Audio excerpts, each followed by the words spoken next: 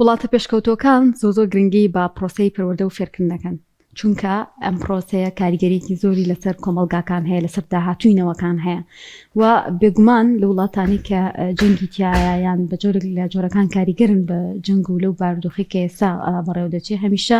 یەکێک لەو گرفتانی کە دروست دەبێت لە کەرتی پەروەردە و فێرکردنەوە.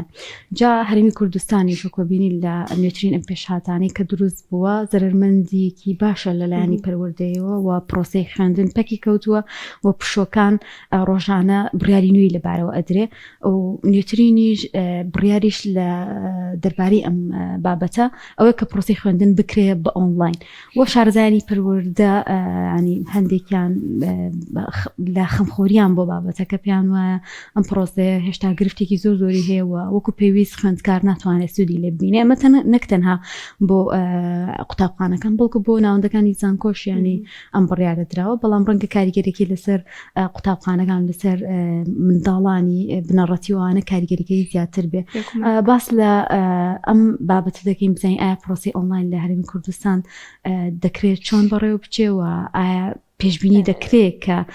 لەبار و گونجاو بێ بۆ خوێندکارانی ئێمە و ئەم بڕیارە تا چەندێک بە شێوازێکی دروست دراوە بۆ ئەوەی کە خزمەت بە خوێندکار و مامۆستایان بکات. باسییان بابەتە دەکەین بە میوانداری بەڕێست مامۆستا ڕەوف ئالانی کە بە خۆشحاڵیەوە لە ستۆدیۆ لەگەڵمانە. مامۆستا گیان بەخێر بێ. مامۆستا گیان ئەنی ئەمە چەند جارێکە بڕیارە درێ دەربارەی پرۆسەی پەروەردە و فێرکردن، ئێوە کو مامۆستا دەربارەی ئەم بڕیارانە چی دەڵێن و پێتان وایە ئەم بڕیارانە دروست بێت لە ئێستا؟ ئەزانی چۆنە خانم لە سەرەتا بانیتان باش و بانی بینەرانی خۆشەویستیش باش. دووبارە بەخێر بێ. سپاسانەکەم. لە دۆخێکی ئاوایە ناسەقامگیر و شەڕە هەنێ بڕیار ئەبێ بدرێ بە ناچاری، یعنی ئەبێ پەسەندیکەی ناکرێ ئێمە هەموو شتەکان بە چاوی ڕەخنە و بە چاویەوە ببینین. دۆخێک هاتە پێشەوە بۆ سەلامەتی و بۆ پاراستنی گیانی مامۆستا، قوتابی، فێرخواز، خەڵک ئەبێ بڕیاری لەسەر بێ. ئەو بڕیارە دیارە باشترە لەوەی هەر بایکۆت بێ و خوێندن نەکرێ کە بڕیاری ئۆنلاینە. ئەمە لەلایەکەوە. لەلایەکی ترەوە ئەو خاڵە ئەرێنی و نەرێنیانەی کە لە بڕیارەکەیە بەردی دێت و تووشی ئەبین و بەری ئەکەوین چییە، لێرەوە کێشە دروست دەبێ. ڕاستە ئەم دۆخێکی نەخوازرا و نەویستراوە شەڕ هاتووە یەخەی ئەم ناوچەی گرتووای هەموو ناوچەکە و ئێمەش لە ناوەڕاستی جەنگەکەیان خوا ئەم وڵاتە پارێزێ، خەڵک پارێزێ، خوای گەورە ئاوێکی بەرەحمەتیشی پیاکەوە نەمانێ ئەم شەڕە بەڵکو ئەمە سەرچاوەی نەهامەتی و پەککەوتنی هەموو سێکتەرەکانی ژیان ئەم شەڕەیە کە ئەم هاتوتە پێشەوە. تەبعاً ئەبێتەوە هەنگاوی بۆ بنێ. هەنگاوەکە چییە؟ چەند جارێک کۆبوونەوە کراوە هەردوو وەزارەتی خوێندنی باڵا و وەزارەتی پەروەردە بۆ ئەوی بگەنە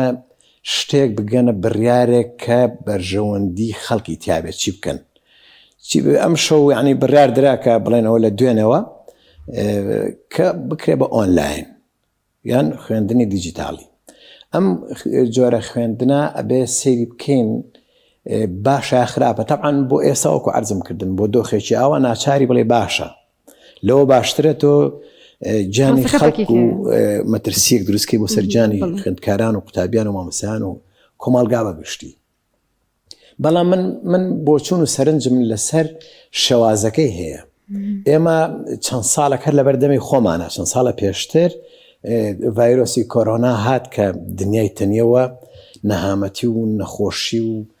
و هەتا مەرگی بەداخەوە بۆ زۆر کەسێنا و خەڵکی زۆر باشی ژیانی خەڵکی ناودار تیاچووی لە کوردستانیش. ئێمە ئەو کاتە وتیان بە ئۆنلاین کرا،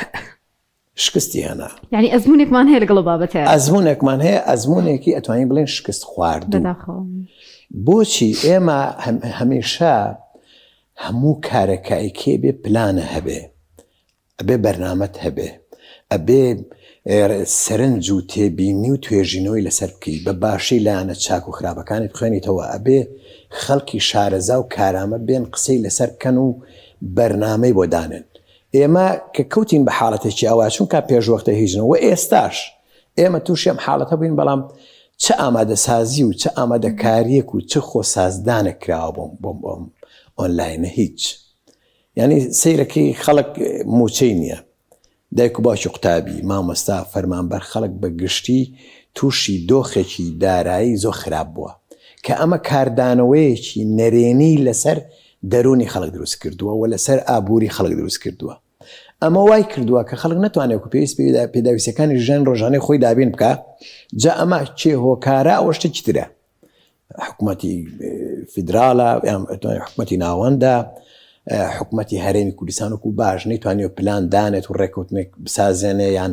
نەیتوانێت و کارێ بکە بۆ ئەوەی بژێوی ژیانی دانیشتوانەکەی خۆی هەرێمەکە بە باشی ئاراسە بکە. ئەمە جۆرێکی ترە. بەڵام تۆ لێرەیە ئۆنلاین ئەهێنیتە پێشەوە بە چ سیستەمێک، بە چ شێوازێک، بە چ مامەڵەیەکی تەندروست. ئایا دایک و باشی قوتابی ئەتوانن ئەو پێویستیانە دابین کەن کە مناڵ ئەوێت وەکو هێنی زیرەک، مۆبایلی زیرەک یان بابەتە دیجیتاڵیەکان یان ئەنتەرنێت، ئەمانە هەمووی پارەیەوێ لە ئەوروپا کە لەوێ زۆر سەرکەوتووە پێشتر هەموو ئەم حسابانە کراوە. ئەچیتە هەر شوێنێک لاپتۆپی خۆی هەیە، مناڵ ئیشی لەسەرەکە فێر کراوە، چەندین خولی ڕاهێنانی بۆ کراوە. لێرە زۆر زۆر بەداخەوە ئەم شتە نەکراوە. ئەنجا ئەگەر ئێمە بین سێری لایەنەکانی تر بکەین، ئەگەر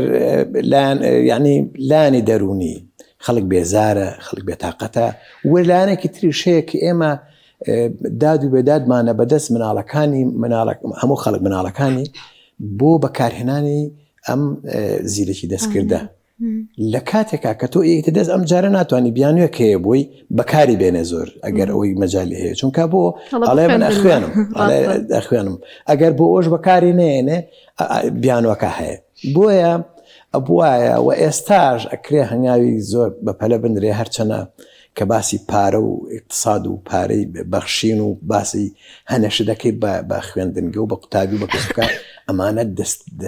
دەسە پاچاوەسن، هیچ ناکەن، ینی ئەگەر هەشیان بەنایکن. لەبەرەوە زۆر زۆر بەداخەوە مناڵم لەوانەیە شکست بێنێ، بەڵام ئەوەشم پێ باشترە لەوەی هەر نەخوێندرێ، بەس دۆخێک تێکەوتوین ئەنێ بێ ماماڵی لەگەڵا بکەین و لەگەڵ بسازین. زۆر باشە. کاریگەری خراپ چێ کاتێککە مناڵ دوای زیاتر لە مانگێکدا ئەبرێت لە خوێندنی ناوپۆل و دوایش کە دەست ئەکرێتەوە بە خوێندن بە ئۆنلاین دەست پێکرێتەوە. ئایا دەکرێت بڵێ ئۆنلاینەکە جێگرەوەی ناوپۆلەکە و ئیسفادەی هەیە لە جاتەوەی کاریگەری خراپ لەسەر مناڵەکە دابنێت؟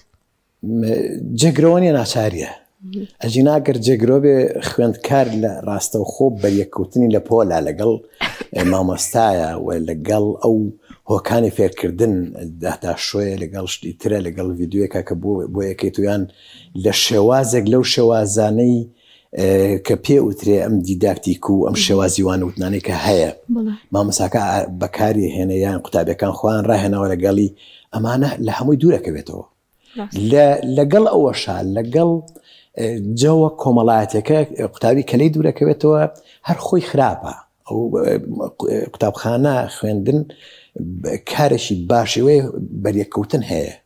هەم لە پاراوی زمانە، هەم لە فێربوونە، هەم لە ئاراستەکردنە، هەم لە بوارە کۆمەڵایەتەکە. زۆر بواری تر هەیە کە مرۆڤ لە ڕێی تێکەڵبوون و لە ڕێی بەریەکەوتنەوە زیاتر فێرە بێ هەنشتی تر. تۆ ئەمە عەزلیەکەی پەراوێزیەخی دووریەخیتەوە ئەی خەیتە لاوە بە ناچاری، بەڵام جیاوازی زۆر زۆرە تەبع ئەو شتانەی کە لە ناو پۆلە فەراهەمە بێت لە ئۆنلاینەکەیە بۆی فەراهم نابێ، یان کە سوکاری قوتابیەکان وەکو عەرزم کردن هەنێشتی تر هەیە بەدەست خۆی نییە، کارەبانیە چیەکە ینی خەتی ئەنتەرنێت نییە. ئێستا مۆریدەکانیشەوە ماوەیەکە ئیشان پێکرا، بەڵام تۆ سێرەکەی ئەی ئەو گوندانەی کە کارەبای کەمە، ئەو گوندانەی کە ئەنتەرنێتی هەر نییە، ئەو ماڵە هەژارانەی کە ناتوانی و مۆبایلێکی زیرەک بە دایکەکەوێ و باوکەکە بێ ئەو مناڵە چەم بخوێنیانی. ئەمانە هەمووی گرفتن بەڕاستی. لەبەرەوە سەرکەوتنی ئەم شێوازی ئۆنلاینە زۆر قورسە و ناشکرێ بڵێن ئێمە وازی لێنین. باش بۆ مستا ڕۆف ئێمە چارمان ناچارە و دووچاری ئەم دۆخە بووینەتەوە. لێستادا ئەبێ چی بکرێ بۆی کە پرۆسی پەروەردە و فێرکردن و خۆی بەڕێوە بچێ و لە قازانجی قوتابی و مامۆستایانە؟ من حەزەکەمەوە پێ بڵم خۆشبەختانە بەشێکی زۆر لە مەنهەج خوێنراوە، ینی بە تایبەت 12 و 9 لێ دەرکە ئەوانی تر بەشی ئەوان خوێنووە کە بکرێت بە ئیمتحان و بکرێت بە حساب بکرێت ینی هەژمار بکرێتەوە بەشەکەی چونکە وەرزی یەکەم کۆتایی هات نیوەی وەرزی دووەمیش بەشێکی ئیمتحانە کراوە ئەمە ئەکرێ هەنگاو بندرێ بۆ ئاراستەکردن و باشترکردن و ئەژمارکردنی و زەرەری ڕاستە زەرەر بەرخن کارەکەوێ بۆی کە ناتوانێت ئەو پرۆگرام و مەنهەجەی کە دانرا هەمووی تاوکە بەڵام کەمترین زەرەر بەڵام زەرەرەکە کەمترە لەخوا بەزیابێ ئەمان ئەتوانن هەنگاو بنن و ئەبینین هەستەکەم ڕۆژ بە ڕۆژ ینی هەفتە بە هەفتە ئەبێ هەنگاوەکان وا بڕوات هەژمارکردنی دەرەجە وە پۆلی 12 و مەنهەجیا بۆ کەم بکرێتەوە بەشی ئەوەی کە نەخوێندراوە لا ببرێەوە ئەوەی کە گرنگە پیام بوترێ لە ئۆنلاین ئەتوانن ئەوان ناچارن ینی ئەبێ لەگەڵ خوان ڕابێنن لەگەڵی چونکە شتێکی مەسیرێ بۆ ئەوان هەرچەنە من خۆم لەگەڵ ئەو شێوازی مەسیرانم کە هەموو ژیانی ئینسان لە پۆلێکە لە پۆلی 12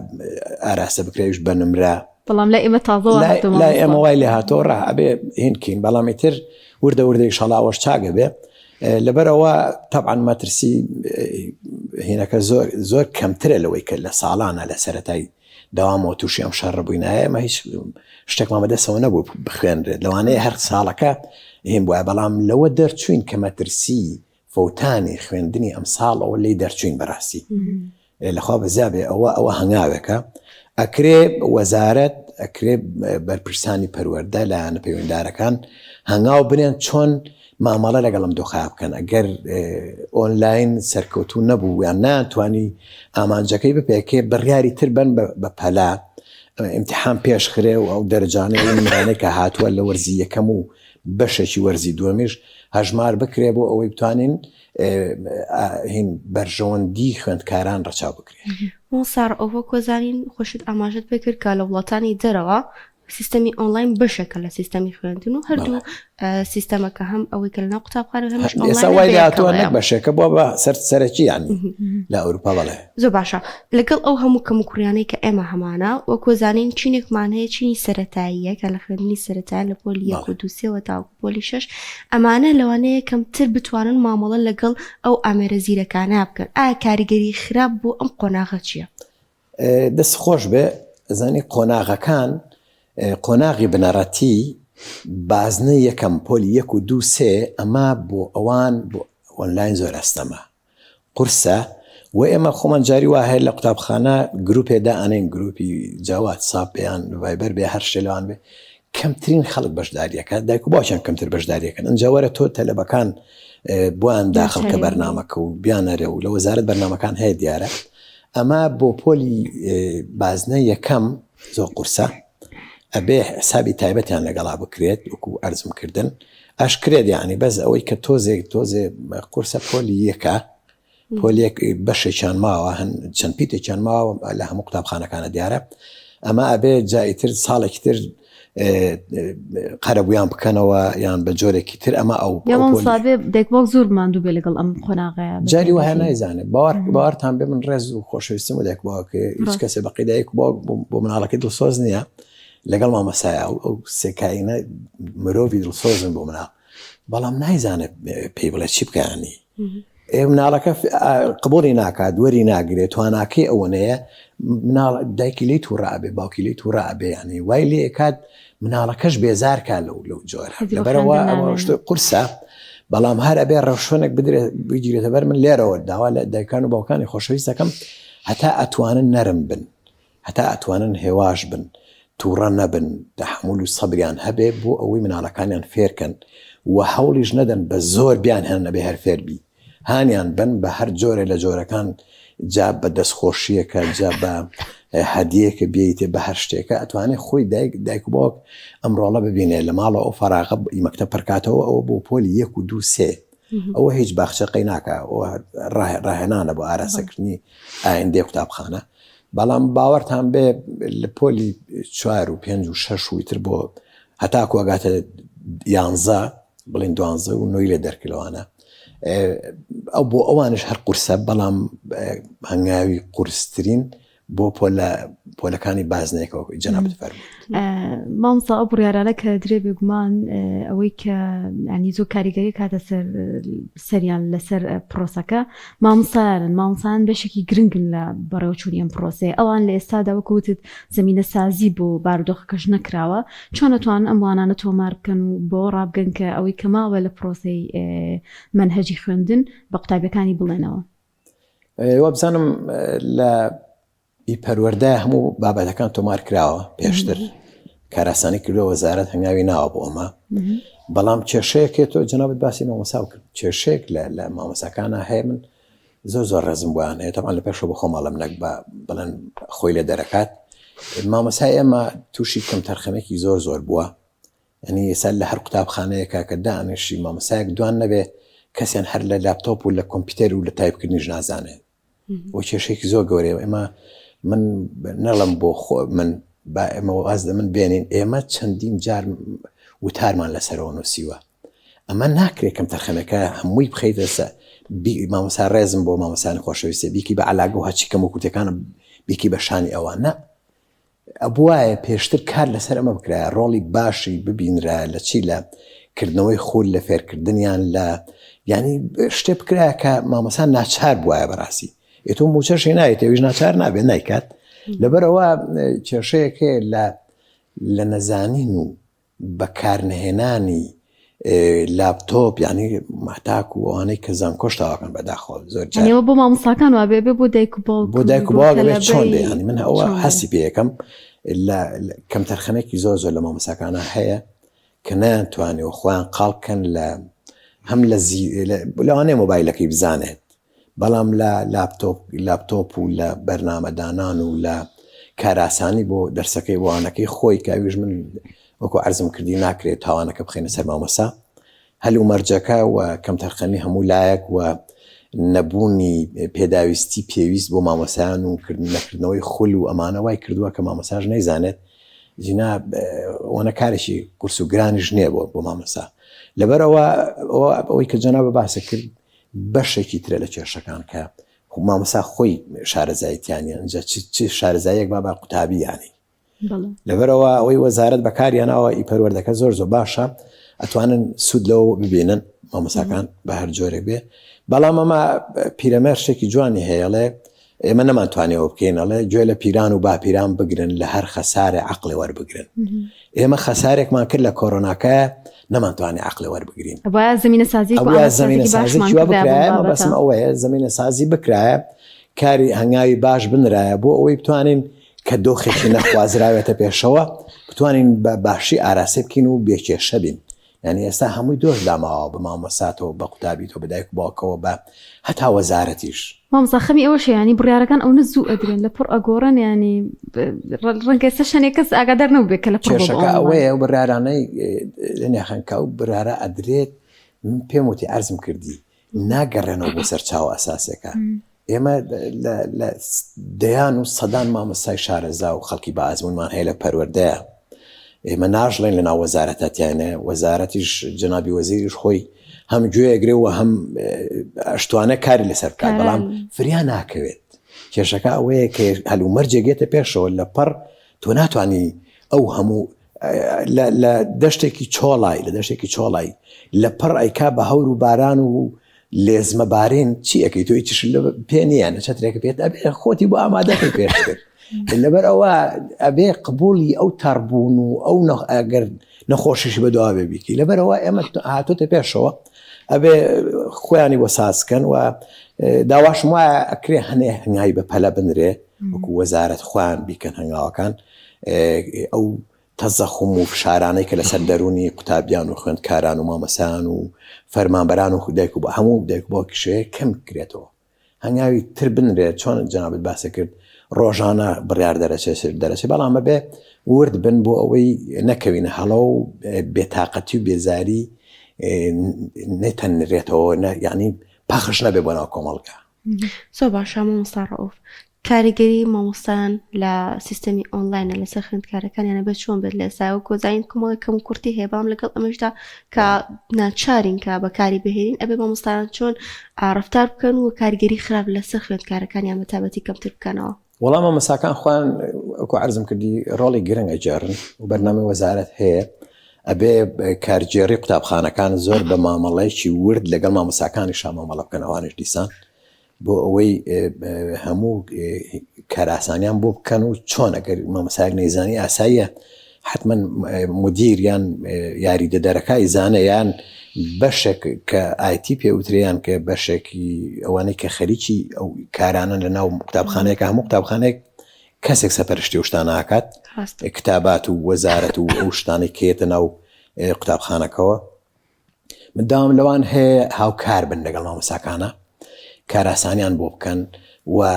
وا بکەن کە مامۆستایەک شارەزاینە و قەیچێکە ئەگەر بە سەرپێیش بێت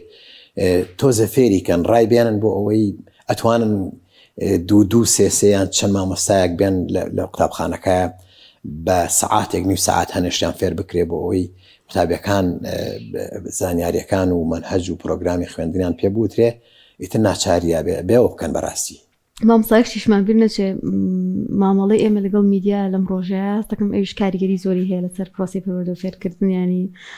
ئێستا هەڵایەکی میدیایی هەیە کاتێکمە بابەتانەتە پێشەوە ئەوەی تر هەستەکەی لەپڕ هەنێ بۆ چوون دروستە بێ کە تۆ ناچار بووی بە بابەتەکە پێویست ناکە ئیتر ینی هەندێک بابەتی تر بهێنن لەناوە کە کاریگەری لەسەر دەرونی خوێندکار قوتابیان دروست بکەن نەک ئەوە لە نێخان با پێ بڵم میدیای کوردی بووە بە بەشێک لە کێشە و گرفتەکانی کۆمەڵگایانی بەداخۆ من خۆ میدیاکار بووم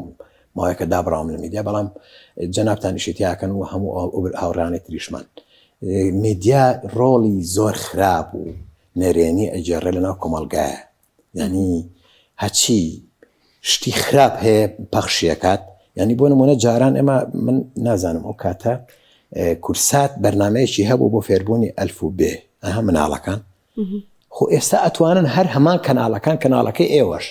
بەرنمەیەک دانن بۆ ئەو مناڵانەی کە قەیچێکە بە ئەم فترەیە مامۆستایەکە هێنم میدیا بێ ڕۆڵی ئەوە بجێڕێت هاوکار و پشتیوانی کۆمەلگاکەی خۆی بێ مامۆستای باشە یان مامۆستای کوردی وانەیە فڵان وانە ئەو وانانەی کە کەوتونە تا ئاخیرەوە با میدیاکان ئەوە پەخشکەن قەیچێکە یان ڕێکلامی بۆ بکەن بڵێن وانەی کوردی ئەلف بێ لە پیتی ق بۆ نمونە پیتی پێ فڵان مامۆستا دەرسێکی نمونەیە ئەڵێتەوە زۆر سوودیە بێرێتە لە کەناڵەکانە لە جیاتی ئەوی بێن ئەو هەموو تەشیرە بکەن ئەو هەموو ساروخە پیشان بن ینی بەڕاستی لە ئێستا سێری ئەو میدیاکانی ئێران بکە بەرپرسانەتر چونکە دەوڵەتن مواسسەن بەرپرسانەتر مامەڵاکەن لەگەڵ ئەو هەموو نەهامەتی بەسەریان هاتووە ئەو هەموو تار و قەسف و درۆنوشتە بەسەریانەوەی لای ئێمە ئیتر ئەبێ یەکسە شۆنەکە کەشف کات بڵێ ئەوە تا ئەوە زۆ خراپە میدیا ڕۆڵی زۆ خراپە جێڕێ هەنە میدیا لە دەرەوەی دەسەڵاتیش خۆیان بە پرۆفشنال ئەزانن بەڵام باوەڕتان بێ فڕیان بە پرۆفشنالیەوە نییە ئەبێ هەمووی دەورەی زۆر باشامەوە بکرێتەوە هەندێک مامۆستای زانکۆ هەیە کە شارەزا و کارامەیە لە بواری میدیایە بە ئەوانە بێن دەرسیان پێ بڵێن ئەو مامۆستایانە بچن بۆ یەک بێک بۆ کەناڵەکان پێیان بڵێن نابێ ئەوە بۆ شوێ ئەنجا میدیا ئەبێ خۆشان داوەتیان کە ناکەن لەبەرەوە میدیا گرفتێکی گەورەی هەیە و ئەشکرێ ئەوەی کە جەنابە باسە کرد بەشێک بێت لە پڕکردنەوەی ئەم بۆشایی کە لە ئێستای هەرێمی کوردستان دروست بە میدیا بیکات لە جیاتی ئەو هەموو تەشیرە لە جیاتی ئەو هەموو ناوزڕاندن لە جیاتی پیشاندانی وێنەی ئەو هەموو درۆنە بە ئاسمانەوە با ئەو بکا بەڕاستی دەستخۆش مامۆستایان سپاس بۆ ئێوەش مامۆستا ڕەوف ئالانی سپاسانەکەم دەست باشە خێر